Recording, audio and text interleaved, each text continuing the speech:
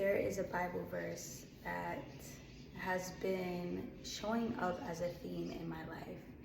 It is from 1 Timothy, and it is, "But godliness with contentment is great gain."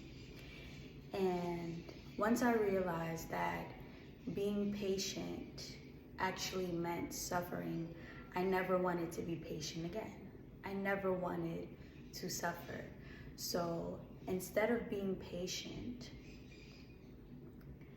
I have decided to be content. Being content means being satisfied, deeply okay with everything that I already have. So instead of being patiently waiting, I am contently expecting. So godliness with content is great gain. Godliness is the awareness of God's power in our lives. So godliness is righteousness. It's doing the right thing, serving others, being so free and actively pursuing our gifts and allowing God to do God's thing in our lives because we know God's power. Godliness is that knowing of God's power. Once you know God's power, you know that anything is possible. Therefore, you don't have to be patiently waiting. You don't have to be suffering and waiting for something to come. You can be contently expecting, content with everything that you have, but expecting that things are only going to get better, that pleasure is only going to increase because you don't need the pain. You don't need the suffering. You know that pleasure can just go. Pleasure can stack upon pleasure, and you're expecting that next piece of pleasure, but you're content with all of the things that you already have.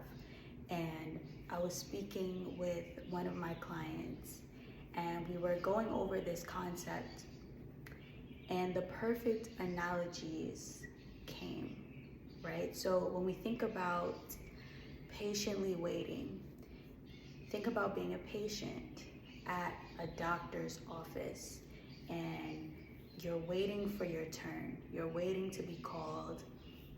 You're just sitting, you get there, you see all the other patients waiting. You're in the urgent care and something has happened. You want the doctor, but you see all these patients and you don't know when your turn is gonna come. You know that it might come, maybe they'll close before you get to see the doctor. You're patiently waiting. That feels like suffering. I don't like that feeling. To switch the feeling, you must switch the thought. So instead of the thought being, I'm patiently waiting, the thought is now, I'm contently expecting. And the feeling that you want to feel, the analogy for that is contently expecting your meal at a restaurant. If you know, I'm a foodie. I absolutely love food. I love fine dining. I love restaurants. So when I think about the feeling of contently expecting, it's me sitting down at a beautiful restaurant with a very nice view, and here comes my waiter, my waitress, and they bring me some complimentary bread with some nice herbs, and it's just tossed in olive oil and maybe a little hummus or a dip, a nice plant-based dip in bread.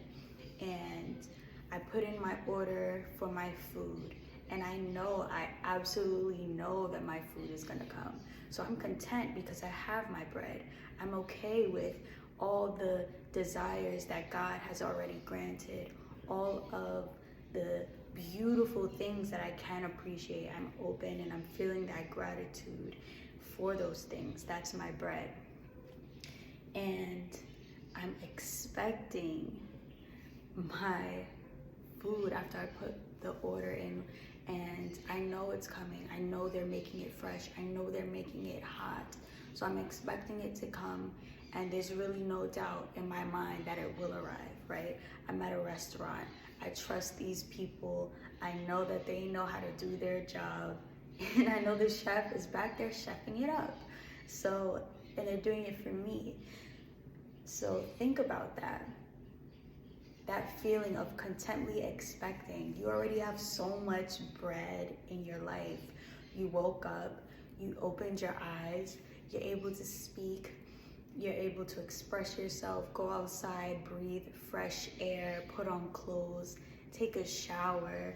You're able to make a little tea if you want, enjoy your meals, all those things that God has already provided for you. So much bread, okay?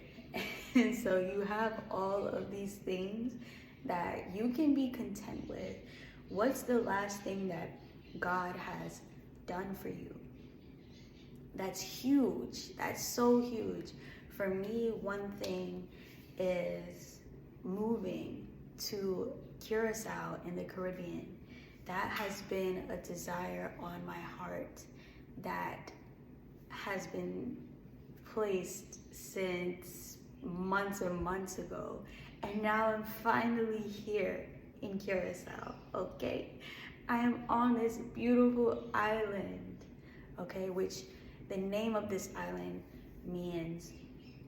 comes from words that mean heart and pure. I came here to continue to heal myself and to continue to heal others, to really sit in righteousness and serving others and be open and so grateful for God's power by honing my skills, doing the work that needs to be done, sharing the shifts, the things that can really, the small things like the thoughts that we have and the feelings that we have that can create the things. So think about whatever your next desires are and shift that focus. If it's something that you want so bad, know that it's coming. Think like, oh yeah, I ordered my, let me see what's a really good meal.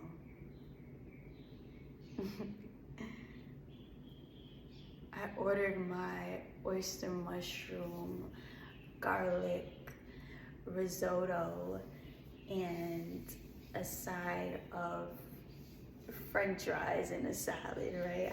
I know all that stuff is coming to me. They might bring the salad first or the French fries and then the risotto, however they bring it. I know it's coming, and right now I have my bread that I can just munch on. I'm satisfied from this bread. I'm content, but I have room for more. I'm ready to expand. And so speaking about that with my client really helped me, myself, further embody that thought that was already changing in my mind. And now I have a feeling to connect it with. And I'm just sharing it with you, my love. And someone else told me a great analogy that also is food related. They were totally speaking my language. And she said, know that God is in his divine kitchen cooking everything up for you. So that just really, when going back to the contently expecting thought to the feeling of being in a restaurant, and you know that the chef back there is God. The chef is God cooking in his divine kitchen, okay? But what you're expecting is actually something that you can't even picture. It's way better. It's way better because God's cooking it up, okay?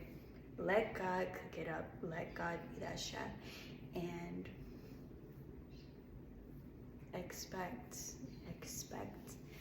something better than what you think is gonna happen, because God's making it happen for you. And it's likely that will consistently repeating your life. And so that is my message for you. Be contently expecting rather than patiently waiting. And think about waiting for food at a restaurant rather than waiting in a doctor's office, okay? We're done with the doctor anyway. We take good care of ourselves, you know, unless we absolutely need the doctor. Doctors are great, yes, but we know how to heal ourselves.